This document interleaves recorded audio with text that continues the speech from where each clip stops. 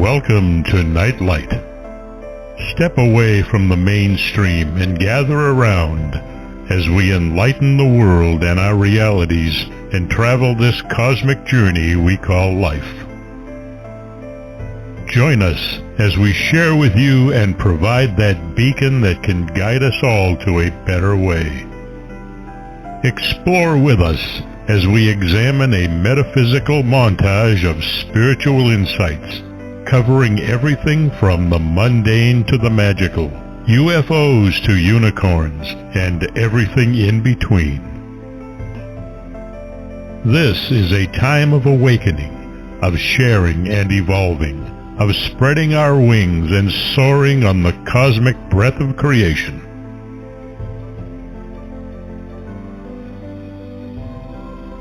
Come and join with other light-minded spirits as we weave our lights together to seek understanding, enlightenment, and with a little luck, some wisdom. This is Nightlight, a reminder that you are never alone.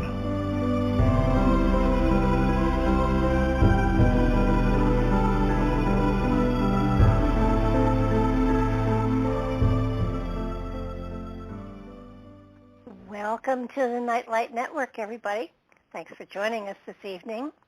Tonight the spotlight falls on the Skyships Over Cashiers channel with your host, Mary Joyce. She is the editor of Skyships Over Cashiers, and I highly recommend that all of you check out that website. It's skyshipsovercashiers.com. It is an amazing website. It has articles on everything, talk about, UFOs to unicorns and everything in between. Her articles are amazing. They are researched well. They are validated by Mary before she puts them up. And she has over a decade's worth of archives there that are spectacular. You can get lost in them, and I have several times. So after the show, please go over there and check out her website because it is spectacular. So, welcome to the show, Mary. Hi, how you doing? Happy New Year and all of that. To you as well. It's just, the year went fast. It was a very eventful year, and instead of saying Happy New Year to most people, I'm now saying I hope the New Year treats you kindly, because there's a lot of stuff coming our way, and the best we can hope is that each one of us can dodge the bullets. You're absolutely right. Every year I write something for the website on, the year that's to come. And this is and the website has been up for over a decade. I can't even remember when it went up first, but I've always done a forecast for the coming year, and this is the very first time that I am kind of uncomfortable with doing a forecast for what's coming because, change is always painful for everybody. There is so much coming that is going to change us, and yet and when you're trying to build new things, you have to tear down old things, so that there is that element of being uncomfortable with the fact that we are being destabled for a period of time in order to provide us with a better foundation to build on in the future. And it feels to me like this destabilization is going to go on for over a year, and so it's kind of like, how do I write this and put a positive spin on it? And I'm pretty sure I will, but it is at this moment in time posing a dilemma for me. Well, I think it's real practical advice that everybody needs to hear, and that is pay attention to what I call your gut feeling. And if something tells you, even if it seems illogical, you better go the opposite direction, do it, because sometimes it's just some of those people in the tornadoes, it was just a moment of thought like that saved them from being, crashed in with their house or their tree, and And so paying attention to the gut feeling may be the most important thing to do this next year. Well, that tornado came right through where I live, and there were several hours where I was huddled in a sheltered place, which was my inside bathroom. It was me, 2 cats, a toilet seat, and a blanket for a couple of hours until they gave us the all clear. So, and it was, one of the few times, usually when that alert comes, it's not at 3 o'clock in the morning, but, Right. it is frightening knowing that kind of, and I had my cell phone, so I knew what was going on. And it was, me and 2 cats in this teeny tiny little half bathroom. Couldn't even get to the big bathroom, huh? Yeah, not a big bathroom. It was just a half bath, and so it was a very small little, a guest bathroom, I guess. And so, yeah, I think what's coming is going to be amazing. I think that from what I can gather and from what I've been getting hint-wise as far as spiritual energy goes, there are going to be some revelations that are going to absolutely shake people's socks off. So that's the way it's looking for sure. And even forgetting politics, the revelations that are coming are going to be profound, and the groundwork has been laid. There's all sorts of new stuff coming out daily. Not all of it can I validate, so I'm not going to put it out there. But I think that this coming new year is going to be one that is full of shocking revelations that are going to shift the consciousnesses of most people. So get your ticket and sit down, hang on tight, and watch the show. Yeah, get your popcorn. And, and logic and reason, we're in a time frame where logic and reason does not apply. And I think that's what's going to shake most people. I think that from what I can see, from what I can feel, we're at the precipice here of major changes. And on the one hand, sitting back and observing it is very exciting, but being caught up in the drama is not a good thing. So let the big boys do what they're going to do and step back and pick up the pieces after they're all done. I guess. You so still have a you few days. You still have a day or two, right? Yeah. Yes, you do. I have to admit, no, I mean a good friend of mine. I mean to write your predictions. You still have a day or two to be reflective. I do. And every now and then when I sit down to try to, roll up my sleeves and say, okay, let's be profound, all I hear is laughter coming from the other side. So, stay humble. Oh my goodness, yes. But and of course the one thing I am absolutely going to predict, and I do it because it prevents it, is that the New Madrid fault line is going to go off. And it's sometimes, I take credit for predicting something and it doesn't happen. And I'm right in that New Madrid fault line area. So you can be very sure that even if I don't think it's going to erupt, I'm going to predict it so that I prevent it. Oh, I see. Interesting theory. So your topic for tonight, I think, is fascinating, and I did go on your website and check out some of the stuff about the secrets of the moon, which I found fascinating. Yeah, I've jotted down about, I think, at least 7 or 8 different things about the moon that may not be commonly known to everybody. And one of the things that was kind of a surprise to me was that basically it's a question. Why is the backside of the moon so different? Well, we've always seen the same side of the moon. I think just about everybody knows that the same side is always facing Earth. And we have these big, deep, dark areas, and people make faces and stuff out of them like the man on the moon. But then when we got into space travel, and we were able to see the backside of the moon, it doesn't have any of those big blotches. It is smooth, relatively smooth, and it's gray and quite different. So the mystery of the difference began to tweak my curiosity. And not only is it a paler crust on that side of the moon, the crust is 30 miles thicker than the side facing Earth. That is a lot of miles. And there's a growing number of scientists who say that they've figured out why. They believe that at one time, and there may be legends that support this, they believe that at one time there were two moons circling the Earth, and gravitational pull kept drawing them closer and closer together until the smaller one eventually smashed into the larger one, creating a thicker crust on the side of the moon that was left over.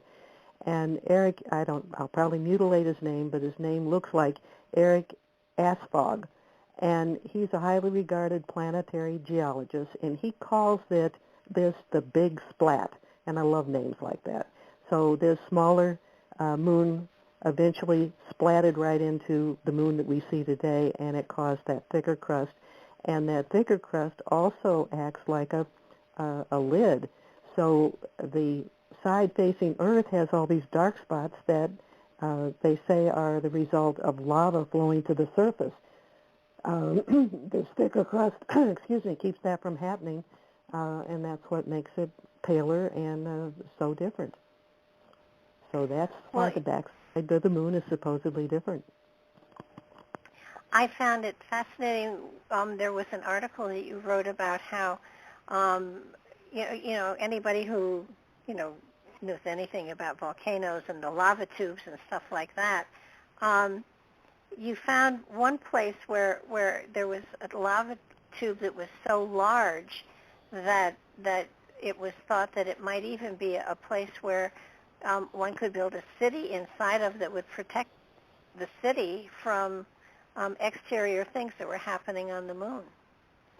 The Japanese get credit for finding this, and it looks like a round bored hole into the moon, and they found it in 2017, and it's not small. It's 30 miles wide. And the scientists immediately thought this would be a great shelter for humans for long-term exploration missions on the moon, because it would protect them from cosmic rays and radiation and things like that. And so what they've been doing is they have been testing cave rovers, building them and testing them in lava tubes here on Earth to get something that would work well so that they can explore these lava tubes, on the moon. So I think that's what you're probably talking about. Yeah, is the theory then that now, lava tubes, certainly like this, have cooled, and is it under the assumption that there is no more active volcanic activity on the moon anymore? I don't know if that's definitive or not. I really do not know. But the pictures that I have with that article, and it's called Moon Cave May Become Astronaut Base, and those lava tubes are on Earth.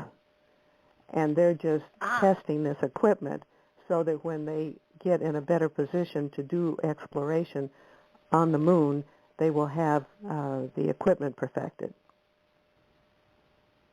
So the pictures I show with that article are totally on Earth. Okay. Well, to me, it in looking at the fact, the big splat makes sense, and don't you love the name? It kind of sticks in your head. It does. The theory, there have been theories out there that the dark side of the moon has alien bases and all sorts of stuff on it. And if it's a smoother surface, it would make great sense that that's where you'd build your secret laboratories and stuff like that. Well, that would be one reason, and I also don't think they wanted to be seen on the side facing Earth. So, there's pretty convincing information that there are ETs and there are structures on the far side of the moon. I can give you two different things on that one. The first one is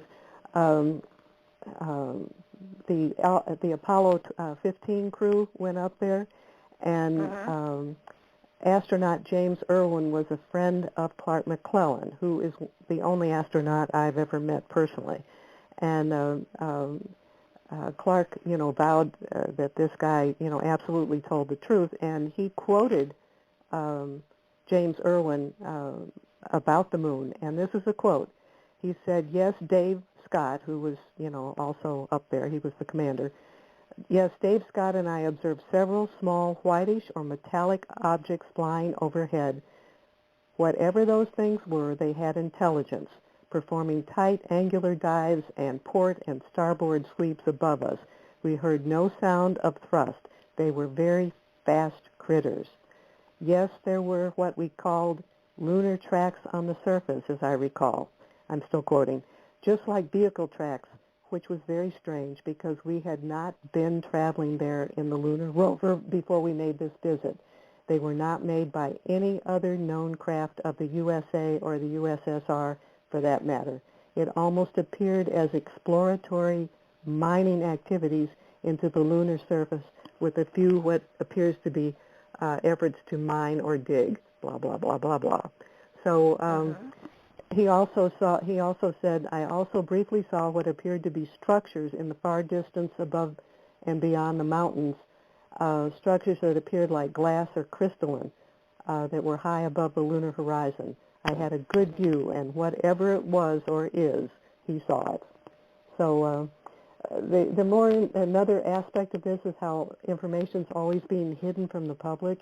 And he had taken 15 photos of these crafts and structures, and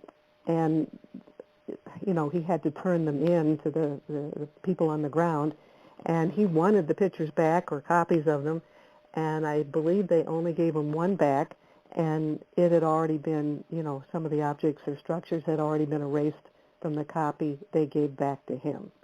So they will go to great lengths to keep us from knowing about stuff like this. Well, isn't there's a whistleblower that has come forward and said that they did airbrush out, cities, structures, all sorts of things, and she's made. Yeah. This lady absolutely needs a tribute, and there may be an interesting synchronicity to this that I can't confirm just yet.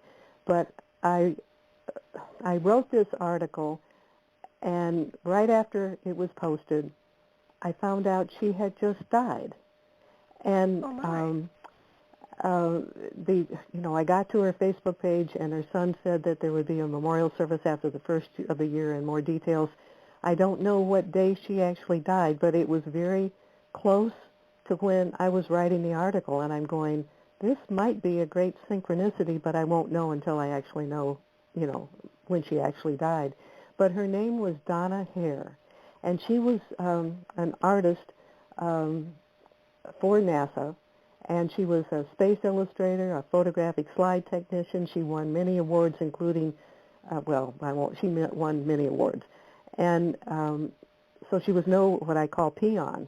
And she went on a radio program in Washington, D.C. It was WOL AM radio. And this was back in 2000. And she went public, and she declared that, quote, thousands of NASA photos over the years have been doctored or obfuscated. And along with that article, I've got a photo of her so you get a feel of what she's like, but also have a documented photo from NASA that you can actually see where you can see the airbrushing. It wasn't done that subtly. And there's all sorts of official writing above and below the photo, and it shows two towers on the moon. And one of the phrases below the picture says moon tower evidence. Another line says two massive towering structures in terrain covered by tampering applications. So there's stuff straight from NASA that has all the NASA labeling all over it, and you can clearly see that something that looks like a tower or two towers have been airbrushed out. So well, you've experienced that yourself too. I mean, with some of the photos of Antarctica, where the pictures were very clear about cities or towns or ruins of some sort, and then when you go back later, somebody has either airbrushed them out or blurred them out so that you can't see them anymore. So, yeah, we've seen, that, that it actually, Google Earth is really wonderful because I discover many things using Google Earth, but sometimes within a day of me posting it on the website, it's been blurred out, wiped out. One of the most severe ones, which I just posted on our Facebook page, not on our regular website, is two entrances into Antarctica, and they're big. Like, these giant jets could fly into them, and there would be 50 feet off each wingtip. So, I mean, we're talking a large entrance. Once that got posted, and I'm pretty sure it was the very next day, it was like somebody took a bottle of black India ink and just poured it over that. It just it wasn't airbrushed out, it was just dunked in black ink. And so those kind of things have happened to many of the things we've discovered in Antarctica and on Mars. The moon, I don't have any firsthand evidence of that, but there's certainly evidence from other people it's happened on the moon also. Well, I love the White Pyramid on the moon, too. I mean, that was amazing. Now, that's interesting for several reasons. One of the reasons is it's on the side of the moon that's facing Earth. And most of these unique things that have been found are on the far side of the moon. And it clearly is very square-shaped, and the shadow shows that it's at that it's a pyramid. And it's not a small one. You can use a Google measuring device, and each side is 328 feet or close to it. If you compare that to a football field, it would be an extra 28 feet beyond the width of the length of a football field. So it's fairly good size. And it's white, and again, we have photos of that on the website. And I'm going to repeat skyships over because you can find these things on the website and see the photos of the different things that you and I are talking about. Well, and what's fabulous is you give the latitude, longitude. So all somebody has to do is cut and paste that and put it into Google Moon, and they can check it out for themselves. I think that's so important. We have idiots who love to entertain themselves by putting bogus things on the internet. And so if I can give people the coordinates and they can go to Google Earth and find these things for themselves, there's not a much better way to confirm something. You can get in trouble if you just start pulling stuff off of whatever you find on the internet. Well, I've taken and checked out.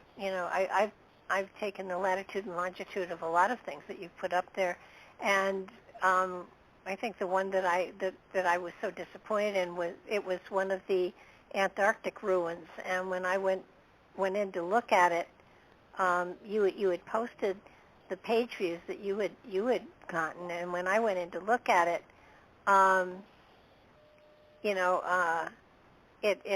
it was totally blurred out, and that was the next day. I kind of got used to it. That's why as soon as I find something, I take a picture of it. I mean, print the page immediately, because I know from experience it might be the last time I see it like that. Well, So I encourage anybody who gets curious about exploring with Google Earth to get familiar with a key on your keyboard, and it just says print screen. And so you just hit that, and whatever is on the screen, it will save it for you.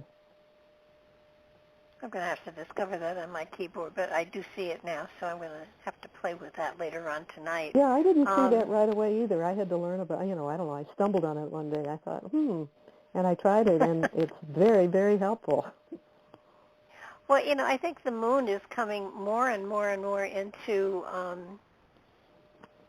an area of exploration and importance, and because there's so many rumors going around about alien structures, the aliens are coming, or the whole thing, that you kind of want to see research aimed in that direction. You kind of want to see, just what is there. It is not a dead planet or structure. I know the thing that fascinated me was that it rang like a bell when people landed on it. I'm going to tell you a personal thing first. I did not include this in the posting that I did. My sister was born on November 20th, and I found out that the Apollo crew dropped the lunar module on the moon on November 20th in 1969, and the moon reverberated like a bell for about an hour. And this was the first audible evidence that the moon might be hollow. And I kind of explored that simply because I thought, that'll be something to, say happy birthday with. And when I told her about it, she laughed because she lives in Florida, and I don't know the details, but she has a friend whose father worked at NASA, and they were there for the launch of the Apollo 12 crew that went up for this, November 20th ringing of the bell. So not only had I found this thinking of her birthday, she had actually been there when the launch was going on, which I thought was really cool. I thought it was kind of cool. But they actually did this twice because they did it first with the Apollo 12, and see, once they use the lunar module, they can't use it again, so that's why they just dropped it on the moon, and that's when they experienced this sound, which I don't think they'd expected. But then they knew that had happened, so when Apollo 13 went up about 6 months later, they dropped the third stage rocket onto the moon, and this time it rang, or they said it gonged, for 3 hours and 20 minutes. This all indicates there might be, that the moon might be hollow. I can't, anyhow. And they said the reason that it lasted so long is because it is more hollow. On Earth, an earthquake only lasts for minutes because the planet has a greater density. I found all those kind of fascinating. Well, if it's hollow, see, I was just going to say, this is what really bothers me, because they go, okay, it's acting like it's hollow, but then we're getting this information that there's lava flows that leak out on the side of the moon that faces Earth. So can we have them both? I really don't know. Well, if the lava has all solidified because there's no atmosphere, then maybe it could be true that at one point in time the moon may have had an atmosphere. I don't know. Is there ever any evidence that the moon... I think there is some atmosphere. It's not one that would support human life, but I don't think it's totally without atmosphere. Don't quote me on that. I haven't done any research at all on it, but that's kind of what I've assumed up to this point. Well, if those aren't lava tubes, then they would have to be from, I would think, comet strikes. Possibly. But would they be that round? Because that's a perfect circle. Oh, I know. If you see the picture on the website, it's like somebody took a drill and drilled a perfectly round hole, and 30 miles across and seemingly perfectly round. That doesn't sound exactly like a lava tube to me. No, that's why kind of I was sitting thinking, wait a minute, maybe, but it is. It's a perfect circle. It almost looks like, do you know how an onion, if you cut a hole in a top layer of an onion and pull that out, you can see the next layer beneath it. I'm wondering if the moon is layered. I haven't heard this onion theory before. Well, if you look, this is just me looking, but I'm looking at the hole here, and it does look as though, there's a hole there, but it looks like you can see the bottom of that hole. So if that's the case, and it looks absolutely like a laser beam did it. And yeah, if and that's what it looks like to me too. And what I'm thinking is they are simply using the lava tubes on Earth to practice exploring this, because even if it's just what we're seeing with this, tubular hole, circular hole, if it's 30 miles across, they would still want to explore that. And so lava tubes may only be connected with their test on Earth, period. Yeah, because a lava tube, you wouldn't be able to see the bottom. Right, so, because it would wind off into darkness, right. Yeah. So this looks, it looks more like a laser shot that would burn a hole like that, but I don't know how far down it would go, and I don't know if our lasers and other alien technology would. This looks more like onions, like there's another layer underneath this layer. It's very odd looking. It really is, but it is very circular. New theory, the moon is an onion. Yeah, let me know if you get anywhere with that one. Well, it's only my theory, but,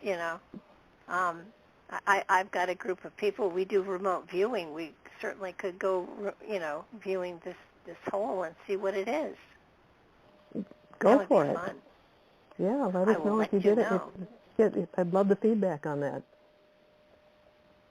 I will definitely check that out, because that's, I'm no scientist, but that's an unnatural drilling of some sort, and the laser keeps coming at me. So a laser of some sort. I would say a laser of some sort did it. I'm no scientist, and that's just but my gut. Also consider this. Keep in mind that it's 30 miles in diameter. Big laser. So, a very big laser, yes. So I don't know how they did it, or who did it, or how it happened, but the more you explore some of these things, the more questions you have. We don't seem to run out of questions. That's true.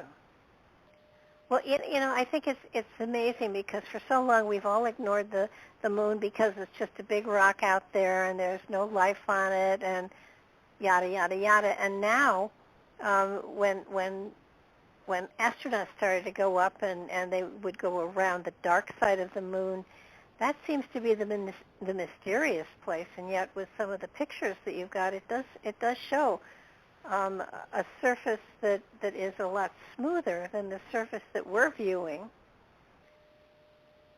But theoretically, that side is aimed at space, so wouldn't that have gotten as many comet hits as the side that faces us? It would seem so. And they're saying, like I said, if we keep thinking about this, we'll have about 10 questions we'll need to find answers to. Yeah. Well, you're the researcher. Well, another thing I want to bring up, because I'm one of those people who is concerned about climate change and what is happening to our Earth, and we can certainly go off in different directions. But I've got something, and I don't think I've posted this yet. It's called Our Wobbling Moon is About to Cause Trouble. And it surprised me that there is a wobble cycle to the moon. And it's predictable. It's an 18.6-year wobble cycle. And in the past, this wasn't a concern. But when the moon enters, the high tide sequence, the entire coastline will be in for a 1-2 punch when this cycle of the 18-year cycle, peaks. And half the moon cycle suppresses the tides on the Earth, and the other half amplifies it. And these two cycles are separated by what they call the lunar standstill. And that standstill will be in 24 and 25. And that's 2 years off. And then we will start going into the amplifying cycle, which means it will increase the tides and will escalate the coastal flooding around the world. And with that article, which I have not posted yet, I've got a picture of high tide right now in Charleston, South Carolina, and you can see the three-story buildings that people live in Charleston, and there's cars going through the water, and there's enough water covering the entire road or entire streets, and the cars create a wake in the water because there's that much that's going up in the streets just because of high tide. So if we begin an amplified part of the cycle beginning in 24, the coastal areas are going to be in deep doo-doo. And my personal advice for people who live right on the coast, that if you have any options, you might really want to consider not living there. Well, I lived for a very long time on the water in Connecticut, and the storms that really we were more respectful of than a hurricane were the nor'easters. And if a nor'easter hit at full moon and high tide, there was incredible flooding. Right. Now put that together with the peak of the moon cycle, and it'll be much worse. Well, and I'm wondering, not only does the moon wobble, but of course our poles wander. They wobble quite a bit, so that if the wobbles synchronize at some point, we could be in for really massive stuff. I know a lot of the flood stories have been attributed to comet strikes, but they could also have something to do with the moon and the earth wobbling inappropriately, so to speak, so that there was greater stress on the high and the low tides. And I know full moons affect me emotionally. So that the pulling of the water, the pull, the energetic pull, and of course we're 95 or something like that % water, so that if this comes closer or further away, it's going to even have an emotional impact on humanity as a whole. Right. I'm sure that's probably true.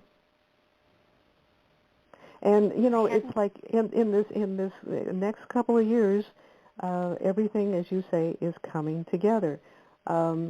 Again, something else I haven't posted on the website, but I was listening to a broadcast. It's called France 24, and it's international news that comes out of Paris. And they were talking that the Earth has around 220,000 glaciers.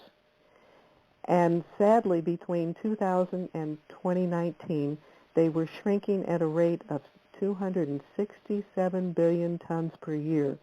To put that in a different form, that's enough water to submerge Switzerland under 20 feet of water every single year, according to that broadcast.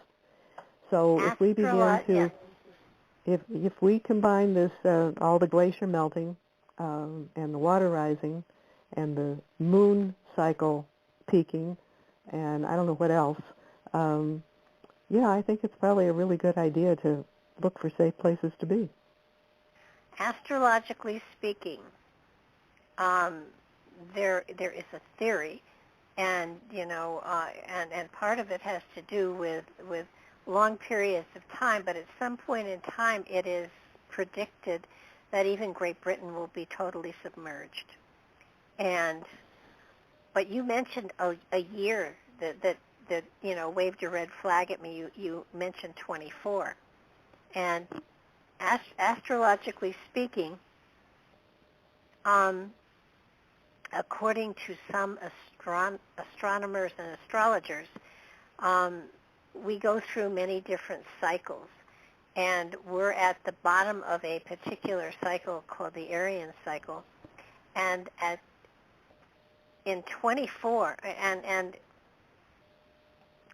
according to this astrologer, the center for spiritual insight and everything used to be in the Gobi Desert before the Gobi Desert became a desert. Say that sentence again. The center for spiritual insight and development and where all of the intellectual astrological calculations, the Center for Teaching of Raising the Consciousnesses for Humanity, and we're talking millions of years ago, was the Gobi Desert, when the Gobi Desert was not a desert, when of course our poles were different, and it was a very lush setting. And apparently in 24 there is going to be that spiritual center is going to be activated again in the Gobi Desert, which should be very interesting. Okay. I don't know what that means, but okay. I do mean that 24 is definitely a target, as is the Gobi Desert, which I found fascinating.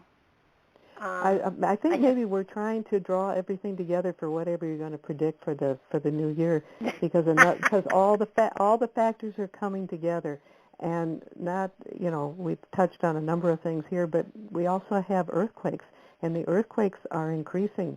The volcanoes, my goodness, the one in the Canary Islands has been constantly erupting for about 3 months now. That's a long time for steady blowing. It really, really is. Is the Ring of Fire starting to go off too? That's in the Pacific. If people want to follow it, you can. It's really easy. You can just type in USGS, which stands for U.S. Geological Survey, and you can see exactly the latest earthquakes, how strong they are, and where they are. And there's been a bunch of them today, and some of them are in the 5-point bracket. Wow. Well, I keep expecting, California to go into the water. It's not going anyplace, but it is predicted to eventually because of the water rising. So I don't think it's going to slide into the sea. I think the sea may just slide it out. Mm-hmm. But we're talking thousands of years here. I mean, the cycle we're in now has, I think they said, another 16,000 years before it actually had effect. So we've got a while. Mm-hmm. But it's really, and there's another site that's really kind of fun for people to look at.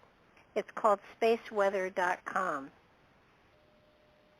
And it'll talk about, sun flares and all sorts of things that are going on that'll give you some idea as to when the atmosphere is going to be disturbed and things like that. It's kind of an interesting site to look at. I don't know if you've ever seen that site before. I've seen it. I've seen it. I've been on it a couple times. I have not followed it with any kind of regularity, but it seems to be a good source of information. Yeah, especially, I look at it, sunspots, can affect the Internet, and the Internet is very important to me, so and to a lot of people that don't think about it, and many times, whenever we see, there was a story not that long ago about the auroras being seen so far south of the pole, and that coincides with eruptions from the sun. So when those happen, we also have more interference with the TV and the Internet. And if we ever get a direct hit, it could probably just burn something out big time. Well, it'll probably take our computers out for sure. I know there was an EMP burst in Nashville, and my computer, I lost my power. The power thingy in my computer had to be replaced. Wow. See how technical I get, the thingy. Wow. But yeah, no, I think that the research that you do is so fabulous because you really do check it out before you put it up there. There's nothing up here that reeks of, conspiracy theory and stuff like that. Even though I that's the wrong word, investigate a lot of things that would be considered in the category of conspiracy theories, you can find real substantial support for these things. I mean, they're really there. Now, sometimes when I do the research on it, I end up wasting a whole lot of time, and I did that today, and it's like I wanted to be angry with somebody because I'd wasted hours, tracking down something. And supposedly there is a University of Antarctica in Antarctica, and supposedly you can do courses online. You don't have to be on the campus. And I thought, wouldn't it be neat to have a certificate from the University of Antarctica? Just for the fun of it. Well, the more I explored, the date, it hadn't been updated since 2015. And the more I looked, it looks like somebody put up an elaborate scam.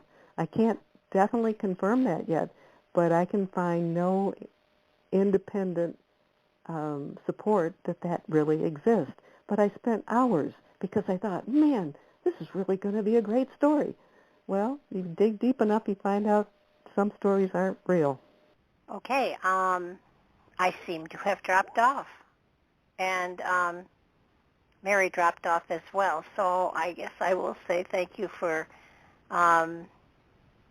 listening. And obviously, we were getting too close to saying something very important, so we got stopped. Hold on just a second. Mary, you there? I am now. Yeah. I don't know what happened. I got dropped. Well, that's the experience I had up this end also. Did we say anything that was terrible? I don't know. I think that you were in the University of Antarctica. Which at this point I would not make any bets that it's real. But if I find out something definitive, I certainly will address it on the website. Well, so I think, I heard something that I've checked out to a certain degree. It is conspiracy-ish. Can I drop it on you? Yeah, go ahead. Apparently NASA has just hired a priest because at some point in time they are going to be releasing information that aliens are here and stuff like that. And the whispers on the street, again, I have no confirmation, this is conspiracy, that the vaccinations they're insisting that we get have nothing to do with COVID. They have to do with protecting us against any viruses the aliens may be spreading since they're here on the planet. I'm not touching that one. No, I don't blame you. I wouldn't either, except I have checked it in a couple of places, and it seems to be people aren't saying it's garbage. And so I think the first thing I'm going to try to validate is that NASA has hired a priest, and then why have they hired a priest? But that's where I would start. Now, there has been cooperation with the Vatican for quite some time. I know that the Vatican has telescopes, and those, whatever they get from those telescopes is in conjunction, I think, with NASA. So there's been involvement with the two. Do you know what their telescope in California is named? Lucifer. Yeah. Who would choose to do that? Who would choose to do that? I just can't imagine. I just can't imagine anything associated with Christianity would choose that as a name for their telescope, and yet that is the name of that telescope. There you are. There you are. There's just some things that's hard to explain. Very, unless it's like a jigsaw puzzle, and they had such trouble putting it together, they called it the devil. I don't know. I don't know why they would name it that. But I just can't imagine that. No, neither can I. But let's get back to the moon, because we do have about 10 minutes left here. But there's so much going on. I was kind of enjoying this tangent off on the Vatican and ETs. There was an article quite a few. I didn't want to take away from your website, but oh no, that's all right. That's okay. This conspiracy thing about it sent me back to thinking about War of the Worlds, and that the aliens did invade, and yet what killed the aliens off and saved humanity was the fact that they were affected by the common cold. So it would, when you step back and look at it, they're being so insistent about everybody being vaccinated, and it doesn't make sense to me. And so, well, remember this. it, Werner von Braun, yeah. When he was dying of cancer, he was giving all of his information to, I'm going to go blank on her name right now, but she's been his spokesman ever since. And one of the things he said, one of the last things that would happen was that they would make us afraid of the ETs, and that would be bogus. Those are not his words, but that was the gist of it. The man knew an awful lot. He knew about, he just plain did. So I would find some comfort in his words. There's been other people like Colonel Bob, going to go blank on him. But these guys have been in the deep ranks of everything. And they say that, some of this fear is being generated falsely for the wrong reasons. And, the thing that I noticed on your website that I have always said was that they may predict an alien invasion, but my gut is saying that they may use holographs to project things onto clouds that will make it look like there's an alien invasion, while they will absolutely be holographs. Right. And the hologram technology has gotten quite sophisticated, and is it called? I think it's Project Bluebeam. And I posted some of the pictures of entire cities that have been projected onto clouds over China, for example. Exactly, and I think that's my feeling is that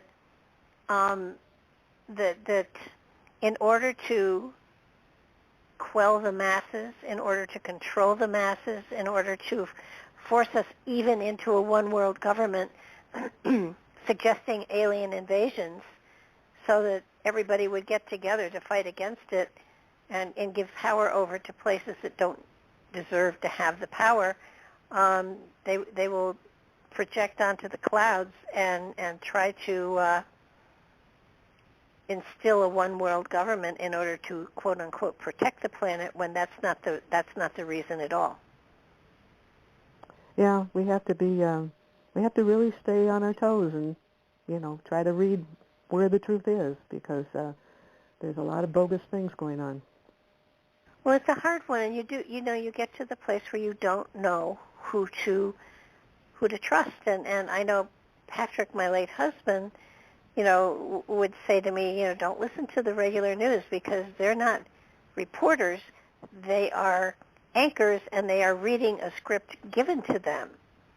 And I said to him at the time, so where do you go for the truth? He said, you have to find it where it's hidden, because the people that are really putting the truth out there aren't being given the forum that these other people are being given. Well, here's the sad part. When people recognize that there is that we can't totally trust, regular media, then they turn to the Internet. Well, because of algorithms, you can quickly be led down some rabbit holes you really don't want to get into. And once you get down there, one rabbit hole leads to another. So you can get entangled in a mess of untruths simply because you weren't ready to accept what was coming from standard media. So there you're between, as they say, a rock and a hard place. Because the danger of the Internet is enormous. Well, because everything's out there. It isn't just the truth. It's theories all over the place, and it's sort of like I do so much checking and double checking and triple checking on a lot of things that you get caught, because they take your search patterns on your computers, and they feed you material that goes along with what your search patterns are, and you just don't know. You don't know what you can trust and what you can't trust. And you can prove that to yourself very easily. I was looking up electric cars. Well, I want you to know all sorts of things about electric cars were coming up on my computer, on my laptop, and on my phone, just because I had, was trying to learn about electric cars. So, yeah, if they can do it at that level, they can do it at any level. Yeah, and that's we kind of want to caution people to really pay attention and to really do research. And we have the capabilities of doing the research. It's just a matter of who do you trust. And it got to be where, excuse me, but politicians aren't trustworthy anymore. And so therefore, who's paying their bills, where are they getting their money from, and then you look at if you do the follow the money, you come to big pharma and you come to the big corporations, and they're not looking after humanity, they're looking after profit. So, then who do you listen to? And listening to them and being able to have power to make changes is a whole other ball of wax. Mm-hmm. It can be frustrating, but it can also be an adventure, and it can be looking for the truth these days is quite, it's almost Indiana Jones-ish. And, I mean, I did a show with Gary Wayne that YouTube took off, and they slapped me in the wrist, and they said, no, you do this again. Why? Because what he was saying and what I was saying in the show, he was talking about the end times and COVID. And, we didn't, I mean, truly, he's more a biblical theologian than anything else, or contrarian, as he puts it. So, but they censored me. And they told me that if I put anything up that was contrary to science, as it was politically being put out there, that they would prevent me from posting for a week or longer. Mm-hmm. So, I mean, Gary Wayne, for heaven's sakes. I mean, and I didn't feel that he said anything that was contrary. He was just giving his theory as to end times and the pandemic that was going on. And there's nothing wrong with that. Mm-hmm. Apparently, free thought and free speech is being censored. But to censor again, they program a computer, and if certain words come up several times, the computer programming will send up a flag, and that's when you would be getting cut off.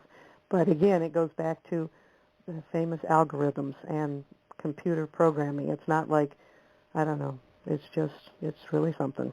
We live in very interesting times, and I'm very, very interested to find out what you're going to write about next year. Well, a while back, within the last couple of weeks, I watched the Matrix series over again, because in many ways it feels like we're living in a matrix.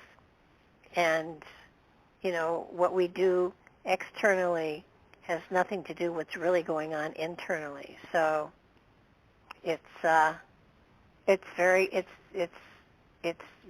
interesting, and I'm curious too, because I channel the material, and there's a part of me that says, you don't really want to do this, do you? And then another part that says, yeah, I'm fascinated, because I have found that my predictions, that are overviews of the year to come, have been quite accurate in many cases. So it's going to be interesting.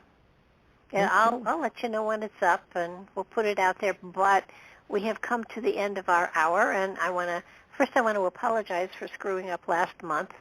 I got overwhelmed and forgot. And what can I say? It was my fault. You were here, I wasn't. So I am so sorry. But okay. Thank you for being a good sport and coming back. But we will look forward to seeing you again the last Wednesday of the month is when Sky Ships Over Cashiers will be on Nightlight, and please check the website out because it's a fabulous website, and Mary's books also fabulous. So it's Skyship's Over Cashiers.com, and now you can go check it out and have a wonderful evening losing yourself totally in everything that Mary has done over the last decade or two. Mary, thank you again. You have a good evening. Take care. You too. Good night now. Good night, everybody. We will see you next year. So do check in with us. We have tons of wonderful people scheduled, and both Mark and I are working on, I think we're working on June now, so we have a lot of fabulous people on. Have a happy New Year, everybody. Stay well, and stay interested, and start looking into some of the stuff that's going on, what you find may be upsetting or fascinating or both. Good night now.